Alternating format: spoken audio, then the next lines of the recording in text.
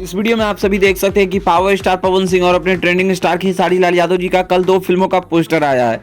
सबसे पहले बात करें अगर अपने पवन सिंह की, तो पवन सिंह का पहले फिल्म का पोस्टर आया है बजरंगी फिल्म का, जिसमें अपने पावर स्टार पवन सिंह की गजब तरीका की लुक दिखाई गई है। पवन सिंह हॉस्पिटल टाइप के लुक में देखने को मिल रहा है।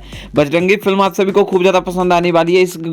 इस फिल्म का फर्स्ट लुक पोस्टर जारी कर दिया गया है। वैसे ऑलरेडी आप सभी को बता दूं कि बजरंग फिल्म काफी समय पहले ही आया था, लेकिन इसको नाम थोड़ा हल्का एक्सचेंज करके इस फिल्म का बजरंगी नाम किया गया है। इस फिल्म को प्रोड्यूस किए हैं दोस्तों अभय सिन्हा जी, वहीं इस मूवी को डायरेक्ट किए हैं रजनीश मिश्रा जी।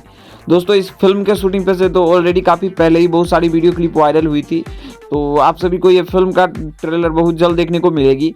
महीना के लास्ट तक में आप सभी को इस फिल्म का ट्रेलर देखने को मिल जाएगा।